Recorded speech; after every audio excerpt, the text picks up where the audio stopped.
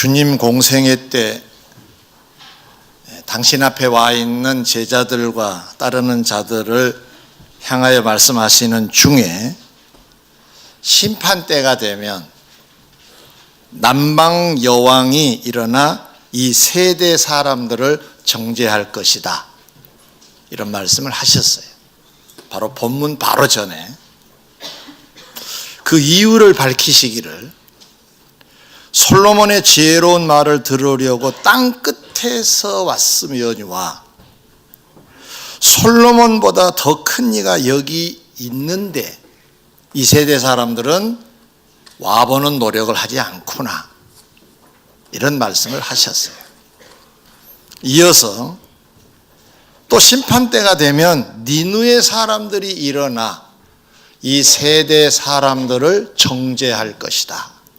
그 이유를 밝히시기를, 요나의 전도를 듣고 회개하였거니와 요나보다 더 큰 이인 예수님 앞에 저들이 있으면서도 말씀에 반응을 보이지 않구나 라고 지적을 하셨습니다.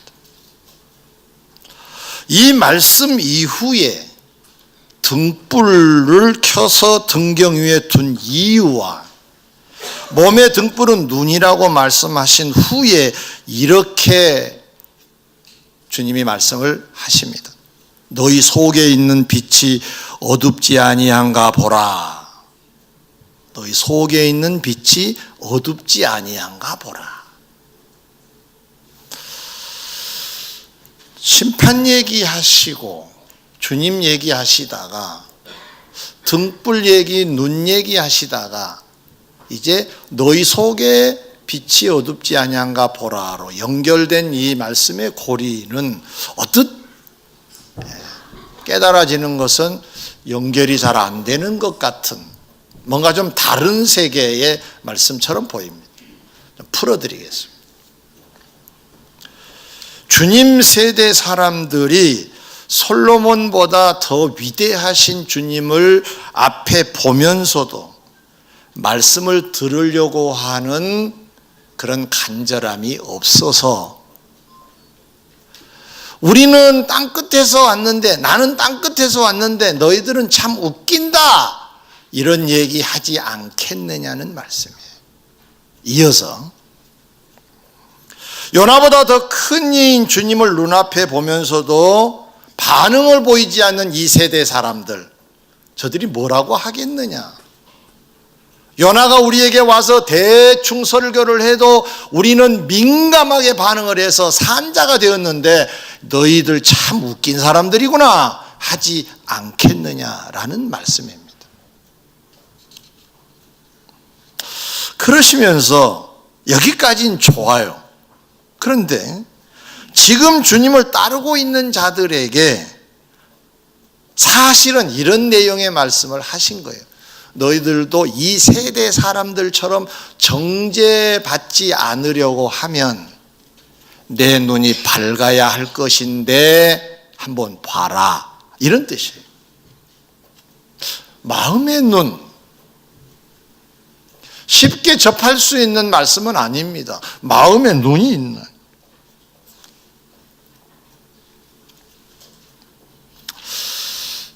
곧 책망받지 않고 칭찬받는 자 되려면 마음의 눈이 밝아야 된다, 그런 뜻이 되겠죠. 마음의 눈이 중요한데 도대체 이 마음의 눈이라는 게 어떤 세계의 얘기인가, 짐작은 하지만 뚜렷하게 무언가. 근데 이걸 우리가 좀 알아야 될 이유 중에 하나가, 내 속에 빛이 어두우면 네 몸도 어두울 것이다 라고 하셨거든요. 눈이 안 좋으면 몸도 그 영향을 받는다, 그런 얘기죠. 그러니까 네 눈이 참 중요한데, 이런 뜻이에요. 그래서 오늘은 우선 제목을 눈이 몸을 결정한다, 눈에 따라서 몸의 삶의 질이 다르다, 이런 뜻인데 이렇게 제목을 딱 정해놓고 오늘 풀어드리도록 하겠습니다. 첫 번째로, 오늘은 좀 늘 듣는 내용들의 단어들이 아니니까 조금 집중하셔야 됩니다. 평상시처럼 반은 졸다가 반은 눈 뜨는 상태로 들으면 아마 모를 겁니다. 오늘은 눈을 크게 떠서 말씀에 집중하셔야 됩니다. 옆 사람에게 한번 다짐을 하십시다. 잘 들으시겠지요? 네. 죄송하지만 안 좋으시겠지요? 네. 첫째로 누가복음 11장 35절에 보면 내 속의 빛이 어둡지 아니한가 보라고 하셨는데, 곧 내 속에 있는 빛, 이걸 조금 좁혀 말할까요?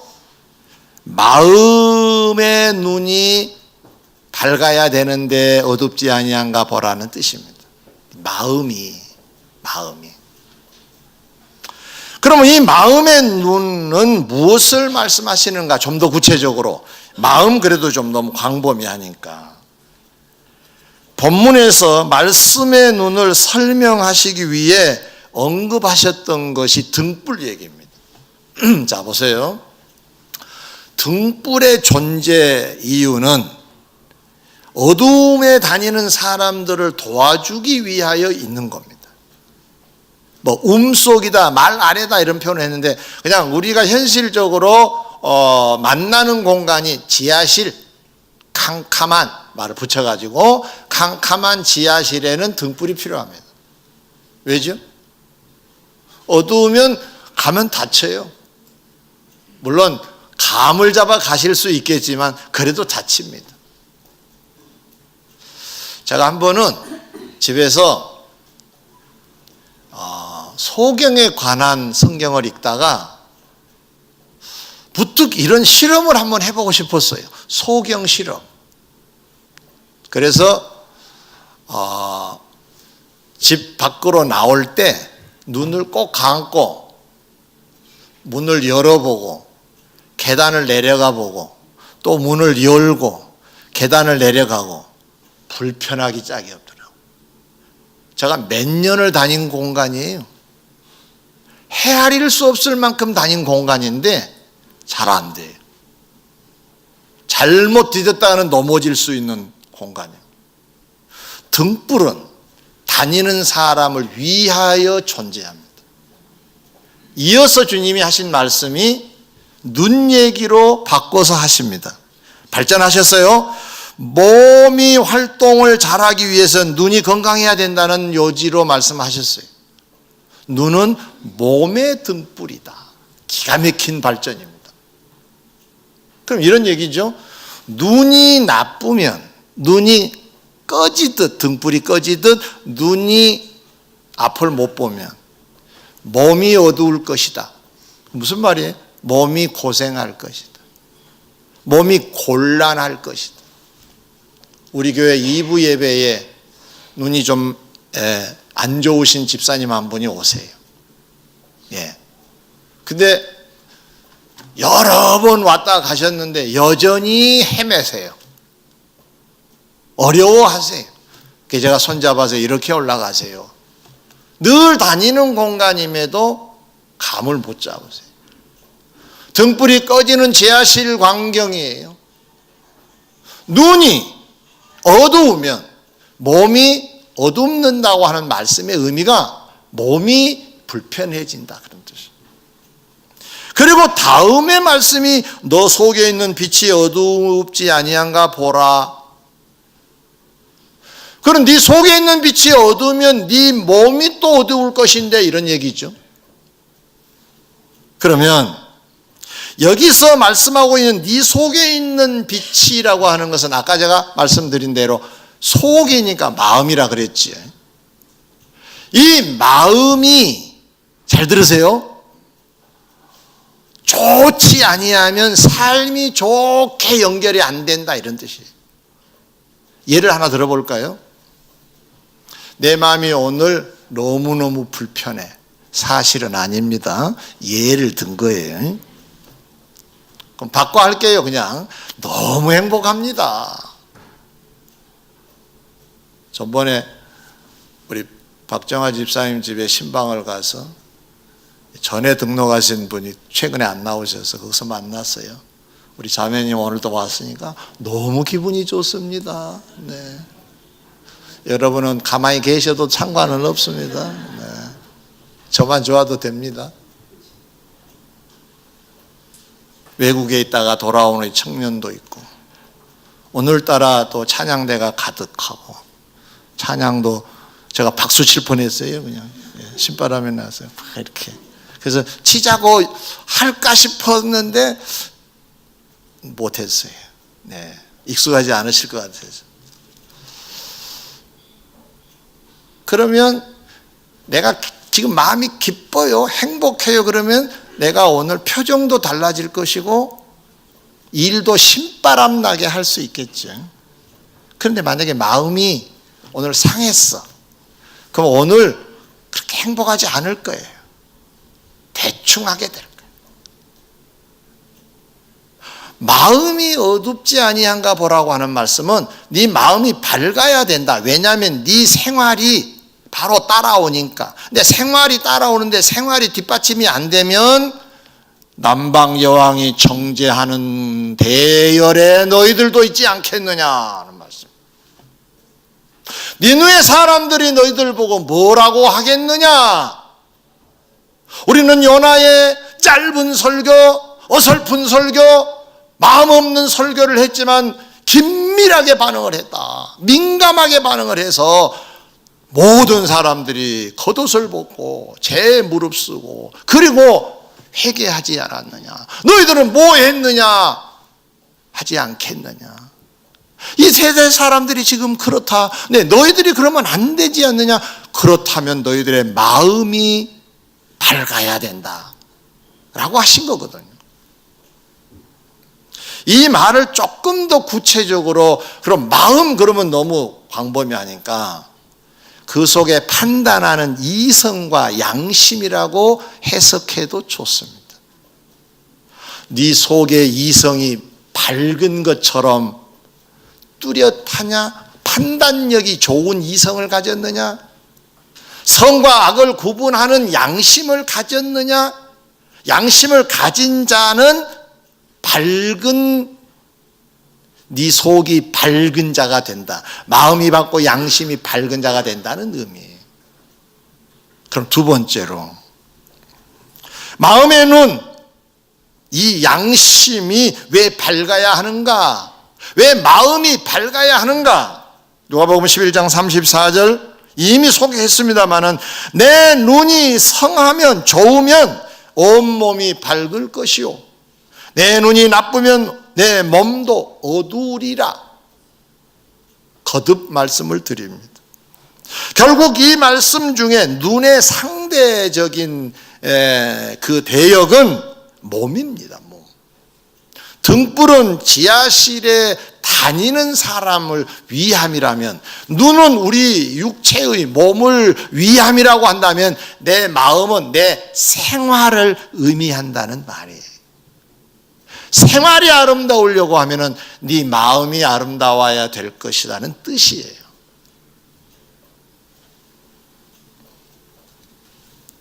여기에서 이 눈이 몸을 결정한다는 말이 나온 것입니다.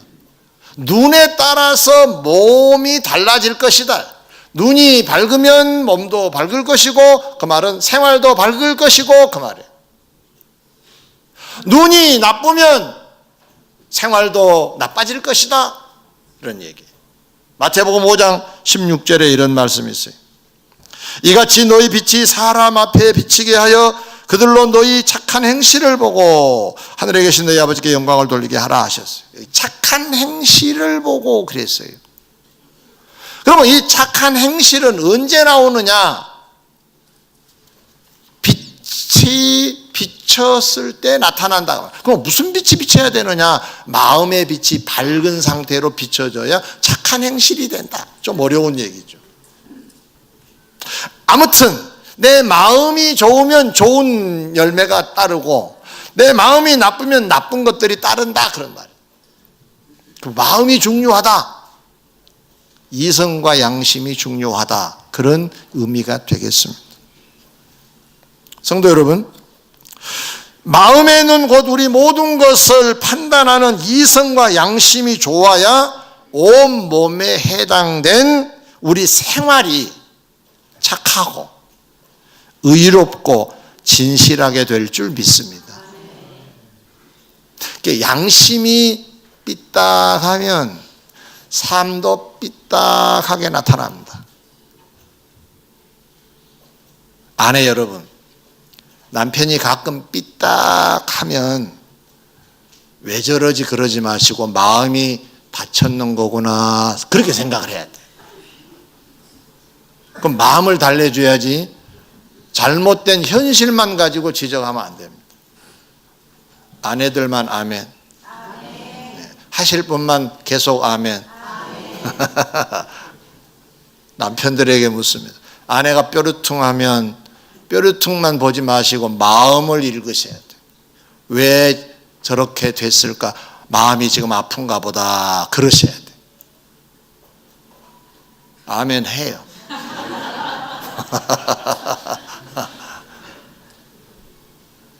동료가 좀 이상하면 마음이 다쳤는 거구나로 보고 접근해 가셔야 돼요. 그게 바른 접근이에요. 마음이 성하면 온몸이 밝을 것이고 몸이 나쁘면 온몸이 어두울 것이다. 주님이 하신 말씀입니다. 그러므로 반드시 마음의 눈은 밝아야 합니다. 분별력 있는 이성과 양심은 좋아야 합니다. 그래야 멋지게 살 수가 있고 마태복음 5장 16절 말씀대로 그때 많이 착한 행실이 드러나고 착하고 의롭고 바르고 그것만 하나님은 영광을 받으신다고 했으니까 이 마음의 눈이 밝아야 할 줄 믿습니다. 내 생활도 아름다워서 좋지만 또 한편으로 하나님께 영광을 돌리는 길이 되니까 이 길을 걸어가야 돼. 그러면 세 번째 마지막 얼른 끝나겠죠? 네, 벌써 세 번째가 되어버렸습니다. 마음의 눈은 언제 밝아질 수 있을까? 오늘 핵심입니다. 눈이 나쁘면 병원에 가서 치료하면 되겠죠. 수술할 수 있으면 수술하고. 제가 얼마 전에 70 아저씨를 만난 적이 있어요. 요즘 70 할아버지 아닙니다. 70 아저씨인데 이 아저씨가 글을 보는데 딱 이렇게 안경을 안 썼어요. 깜짝 놀랐어요. 저는 안경을 벗으면 바로 앞에 잘 안 보여 흐려요. 근데 이게 멀쩡하게 잘 보더라고요. 아저씨 어떻게 된 일이요? 절대 할아버지라고 안 합니다. 그랬더니 병원에서 이제 뭘 이렇게 수술을 하셨대요. 얼마 전에 수술을 했는데 그렇게 좋다고 그래요. 그래서 이 다음에 나도 혹시 좀 더 상태가 안 좋아지면 그분이 갔던 병원을 한번 가볼까 지금 생각을 하고 있습니다. 사람의 눈은 그런 방법으로 되는데 마음의 눈은 수술해서 되는 일은 아니에요. 좀 마음의 눈이니까. 이성을 어떻게 수술했단 말 들어보셨나요? 처음 들어보죠. 양심을 수술해요? 어디 병원에서? 그런 건 없지요. 그러면 언제 밝아질 수 있는 마음의 눈이 되겠느냐가 중요한 거잖아요. 오늘 본문에 답이 있습니다. 누가복음 11장 34절에 보면 내 눈이 성하면 온몸이 밝을 것이요. 앞에는 밝으면 밝을 것이다 라고 하는 요지로 말씀하셨는데 여기는 성하면이라는 말로 바뀌었어요. 내 눈이 성하면 온몸이 밝을 것이다. 좋다는 얘기잖아요. 그러면 마음의 눈이 성해야 된다는 건데 이게 무슨 말인가? 우리말은 건강하면 그런 뜻인데 글쎄 마음이 건강하다 좀 애매해요. 이럴 때는 원래 성경을 헬라 말로 썼는데 헬라 말로는 어떻게 써졌는가를 보면 도움이 되어서 들여다보니까 이런 단어예요. 하플루스라는 단어예요. 이 하플루스라고 하는 단어는 건전하면 또는 정상적이면, 그런데 그것 갖고는 답이 안 돼. 단순하면 그것도, 근데 그 다음에 단어가 단순하다는 말을 풀어 썼는데 보는 게 사방을 보지 않고 뭔가 집중하면이라는 의미를 갖고 있어요. 그러면 마음의 눈은 뭔가 집중을 하면 밝을 거라는 거예요. 그게 뭔가 봤더니 창조주 하나님께 집중하면 이라는 뜻이에요. 아멘. 마음이, 사람이 하나님께 집중을 하고 하나님이 하신 말씀에 집중을 하면 양심이 밝아진대요. 나도 모르게. 그건 이게 밝아지면 판단이, 밝은 판단을 내리게 된대요. 이 신앙이 거의 없는 분들은 교회를 소개받으면 교회를 온다고 해요. 그런데 잘 못 와요. 못 온 분들을 탓하면 안 됩니다. 이유가 있어요. 판단을 잘 못 내려서 그런 거예요. 교회 가야 할 이유를 몰라요. 저와 여러분들은 알죠. 그 정도는 우리가 밝아졌다는 얘기예요. 이 이성과 판단이 분별을 하는데 그건 가는 거야, 이건 하는 거야, 이렇게 판단을 해주는 거예요. 판단하니까 하다 보니까 교회 왔네. 그리고 찬양을 하고 있네. 판단력이 좋아졌다는 얘기예요. 눈이 밝다는 얘기는. 아멘. 저 세상에 있는 분들에게 교회 가자 그러면은 우리 말을 안 듣습니다. 왜냐하면은 눈이 어두워져 있어서 그래요. 그러면 그들은 무엇에 집중을 했을까? 반대가 있을 거 아니에요. 오늘 본문에 보면 나쁘면 온몸이 어두울 것이라 그랬어요. 이 나쁘면이라고 하는 말도 헬라 말을 찾아보니까 포네이로스라고 하는 말이에요. 헬라 말을 써서 미안해요. 그러나 원래 성경이 이 말로 써졌어요. 원어가 그렇다고 말해요. 이 말의 뜻이 뭐냐?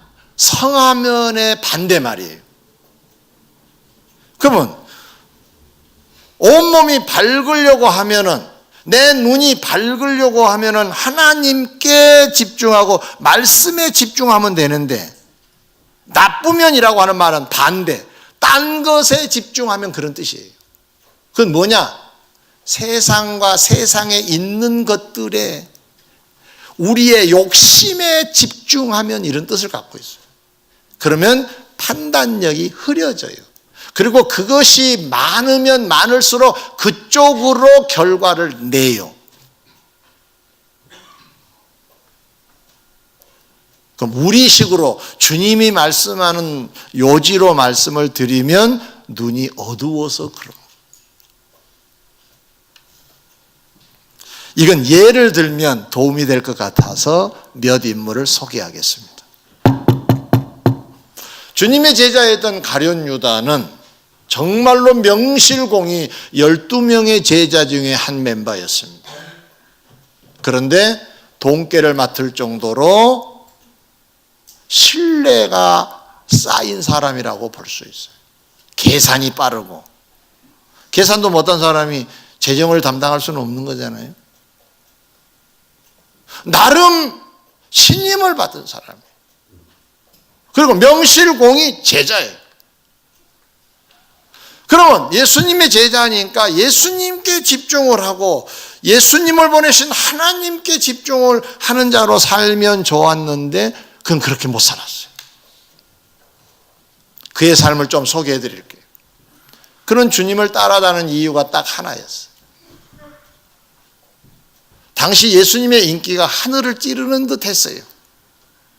사람들이 오병이어의 이적을 베푸실 때에 사람들이 억지로 임금을 삼으려고 할 정도로 이분이 우리 대통령 되면 좋겠다, 이런 분위기 우리나라로 말하면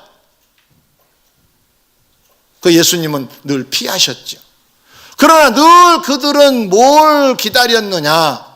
지도자를 기다렸어요.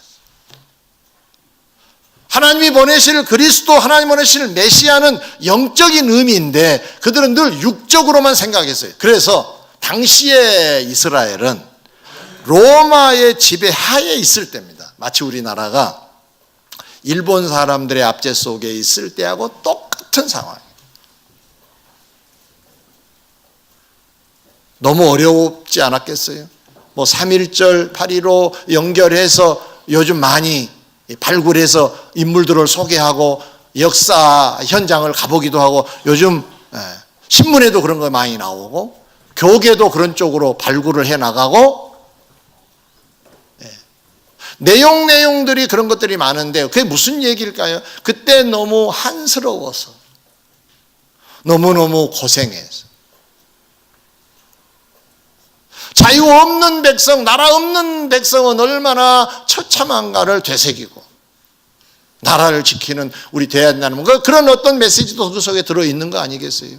그래서 그들도 로마 사람들이 지배하고 있었기 때문에 로마 사람들을 몰아내고 싶었어요. 근데 지도자가 시원찮아. 로마의 정부와 결탁을 해가지고 짝짝꿍이 돼가지고 먹고 살고 그런 것만 하지, 백성들의 어떠한 이런저런 것은 살펴주질 않는 거예요. 그래서 늘 그들이 사모하고 기도하고 있었던 건 어소속히 하나님이 보내실 메시아가 우리에게 왔으면 좋겠습니다, 그런 거예요. 가룟 유다도 그 중에 한 사람이었습니다. 지도자가 예수님이겠구나 하고 판단. 머리가, 그분은 공부를 많이 했어요. 그래서 머리가 확 돌아요. 그래서 줄을 쓴 거예요. 줄 잘 써야 된다는 말 들어보셨나요? 안 들어보셨구나. 줄을 서야 된다. 가룟 유다는 예수님께 줄을 섰어요. 이분이 지도자가 될 게 확실해. 사람이 따라다녀봐도 괜찮고 욕심도 없고 자기 부를 축적하지도 않고 사람들의 인기는 높아가고, 그리고 놀라운 병자를 고쳐내고 먹는 것도 뻥치기해서 주시기도 하고, 이야, 이분이구나, 이분. 그래서 졸래졸래 따라다닌 거예요. 한 자리 해먹으려고, 주님이 왕이 되시면. 그런데 어느 날부터 주님이 자꾸 하신 말씀이 난 곧 죽을 것이다, 그걸 하신 거예요. 물론 살아하셨다는 말씀도 하셨는데 그게 안 들어온 거예요. 그런데다가 당시에 그 나라의 최고의 권력기관이라고 할 수 있는 산헤드린 공회라고 하는 그 공동체, 그 집단이, 그 기관이 예수님을 죽일 음모를 꾸미고 있었어요. 호시탐탐 노리고 있었어요. 그래서 이참에 저쪽에 서자. 내가 줄을 저쪽에 서야 되겠다. 이쪽에 서면은 예수님이 죽으면 돈깨를 맡은 나도 잡아가지 않겠느냐 생각이 왜 안 들었겠어요? 머리가 빠르다니까, 이 사람은. 싹! 너무 빠르지 마세요. 제자리에 서. 또 한 바퀴 돌면 또 제자리 가더라고.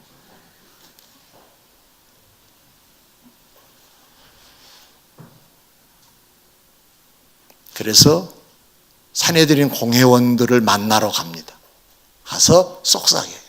여보시오, 내가 예수를 넘겨줄 테니까 나에게 돈을 주세요. 사실 그 돈은 큰 돈이 아니에요. 그건 돈을 벌기 위함이 아니에요. 사실은 자기 살 궁리의 대책이었어요. 나는 예수와 무관한 사람이요라고 하는 건 징표예요, 이게.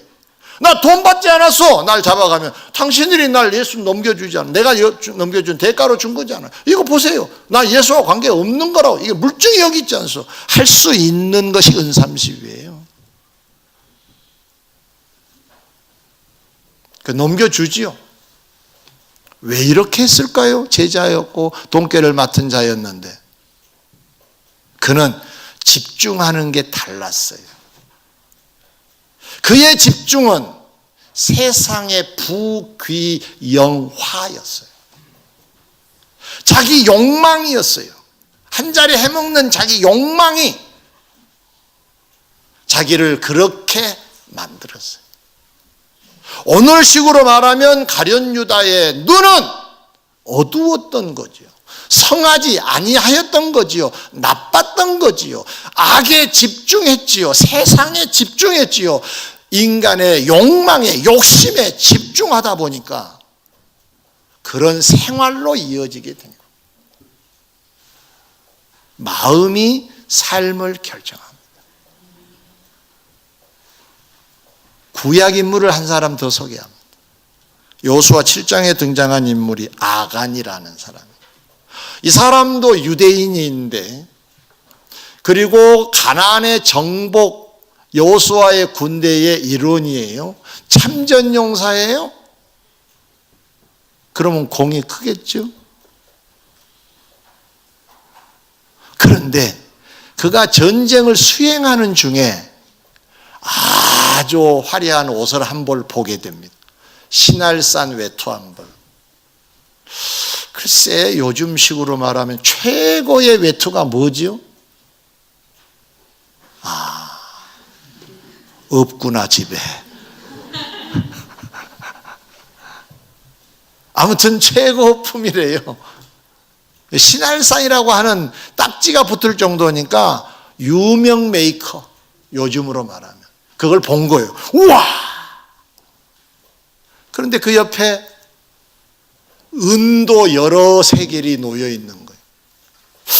돈! 그런데 그 옆에 더 자기를 현혹시킨 게 하나 있었어요. 성경에 보니까 무게가 50세겔이나 나가는 큰 금덩어리가 있었다는 거예요. 이건 제 표현이에요. 제 표현. 이것도 제 표현이에요. 크다는 얘기예요. 그분 요만해도 비싸잖아요. 그렇죠? 반지 하나 해도 그게 요즘은 수만 원 하더라고요.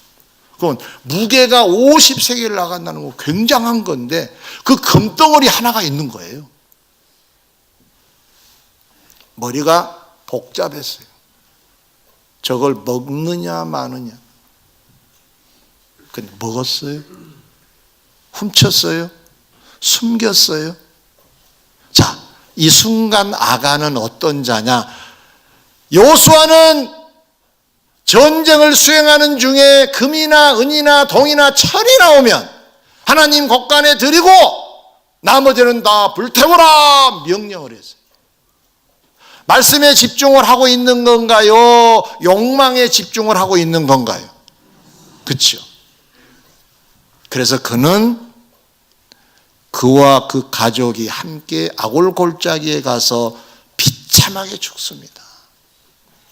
하나님이 진노하셔서 죽어요.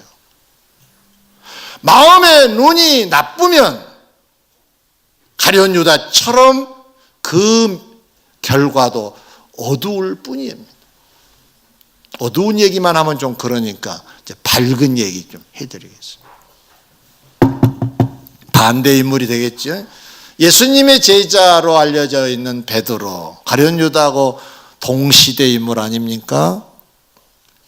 말 그대로 12명의 제자 중에 한 사람이고 어쩌면 자타가 공인하는 인정하는 수제자의 자리 틀리지 않다고 봅니다. 그리고 후대의 베드로 역사를 살펴보면 가장 많은, 가장 화려하게 주님을 섬기다가 세상을 마무리한 사람이 베드로입니다. 그런데 그는 한때 큰 실수를 합니다.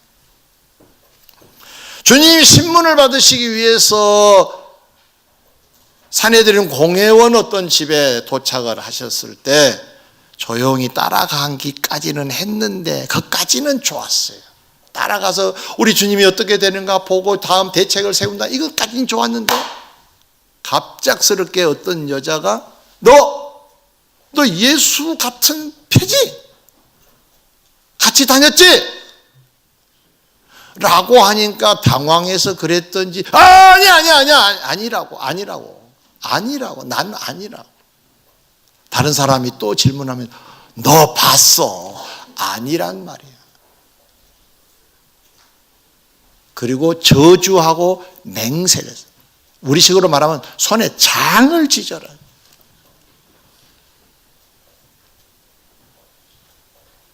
큰 실수를 했어요. 그런데 어떻게 됐느냐? 그 다음에 주님을 만난 자리에서 통회 자복을 합니다. 그리고 그 시간부터는 주의 말씀에 집중을 하고 사명에 집중을 해서 일생을 보냅니다. 베드로를 보면서 어쩌면 퍽 다행이다. 베드로 같은 사람이 성경에 소개되어서. 왜냐? 우리 실수 많이 하거든요. 실수로 끝났으면 여러분은 모르겠지만 저는 이 자리에 설 수 없습니다. 실수 많이 했습니다. 늘 합니다. 다행스러운 것은 그래도 베드로는 그 이후에 하나님께 집중하고 말씀의 사명에 집중하는 삶으로 전환해서 그 삶이 밝아져서 다행이죠. 베드로의 전반부의 삶을 비슷하게 산 저와 여러분들 감히 말씀드립니다. 후반부의 삶을 닮아가야 될 줄 믿습니다. 이제는 말씀에 집중하고 눈이 성하도록. 그러면 삶이 밝아질 것이다. 인물 한 사람은 더 소개합니다. 구약 아간의 동시대의 인물 라합입니다. 이 여인은 가나안 사람이었습니다. 그리고 직업이 기생이었습니다. 아름답지 않는 삶을 과거에 살았습니다. 그런데 그가 어느 날 하나님에 대한 소문을 들어요.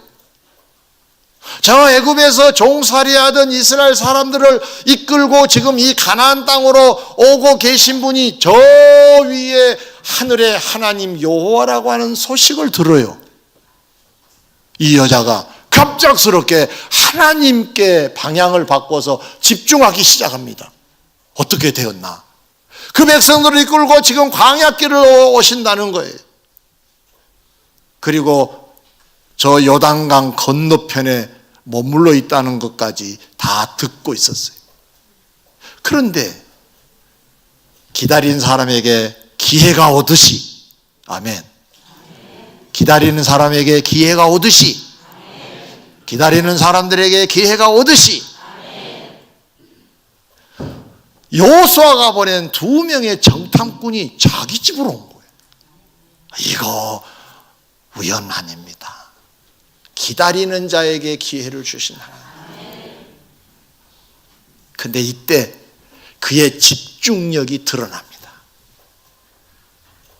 당시에 이 2명의 정탐꾼을 숨겨주면 큰일 납니다. 자국의 입장에서 보면 간첩 은닉죄가 됩니다. 그러면 처형받습니다.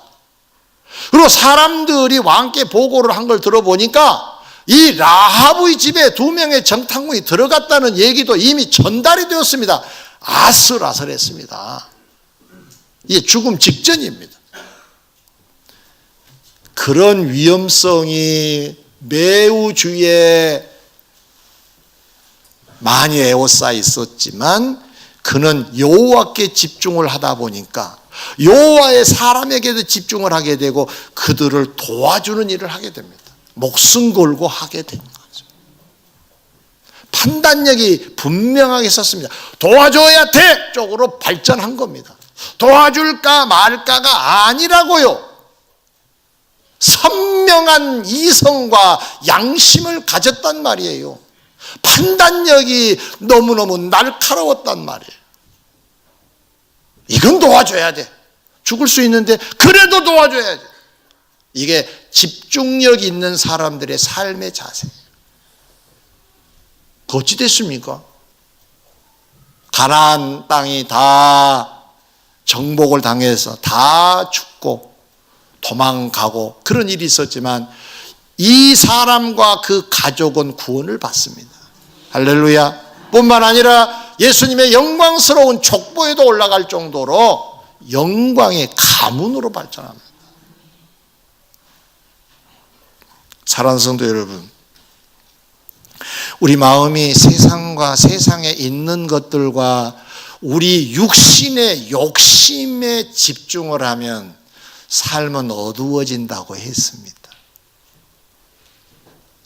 하나님께 영광 못 돌리는 삶이 된다고 했습니다. 그럼 안 되겠죠. 그럼 어찌 해야 되겠습니까? 하나님께 집중하고, 아멘. 다 같이 하나님께 집중합시다. 말씀에 집중합시다. 예, 그러면요, 집중을 하다 보면 어느 날 내 안의 마음은 좋은 이성과 양심으로 바뀌어져서 먼 상황이 되어서 선택의 기로에 놓이면 아주 심플하게 선택이 되어져 버려요. 이거구나! 딱 망설임이 없습니다. 여러분 혹시 뭔가 결정을 하실 때 망설여지던가요? 50%에서 왔다 갔다 해서 그런 거예요. 50%. 세상도 좋고 주님도 좋고 그러다가 이게 38선처럼 넘어갔다 넘어왔다 그래요. 이게 그러니까 딱 이쪽으로 가려면 최소한 51%는 돼야 되는 거예요. 그래도 아니지가 돼야 돼. 그래도 해야지. 오늘은 교회에 오는 날 잘 오셨습니다. 51%가 이기신 겁니다. 오늘처럼 주께 말씀에 집중하시기를 주의 이름으로 축원합니다. 사도 바울은 갈라디아서 5장에서 너희는 성령을 따라 행하라. 그리하면 육체의 욕심을 이루지 아니하리라고 하는 말씀으로 우리를 도와주고 있습니다. 세미한 음성에 귀를 기울이고 집중하면 주님의 음성이 들려옵니다. 따라가면 밝은 삶이 될 줄 믿습니다. 갈라디아서 말씀. 그래서 그 삶의 열매들은 사랑, 희락, 화평, 오래 참음 이런 열매들이 맺힌다고 성경에 되어 있습니다. 이것이 하나님께는 영광이 될 줄 믿습니다. 주님께 집중하시기를 다시 한번 주의 이름으로 권면합니다. 착한 행실은 어디서 올까요? 밝은 눈에서. 밝은 눈은 언제 가능할까요? 말씀에 집중하면. 이 원리를 꼭 기억하셔서 여러분의 마음의 눈을 밝은 눈으로 만들어 내시고 착한 행실로 영광을 돌려 상급을 쌓아가는 복된 앞날 되시기를 주의 이름으로 축원합니다. 기도하겠습니다.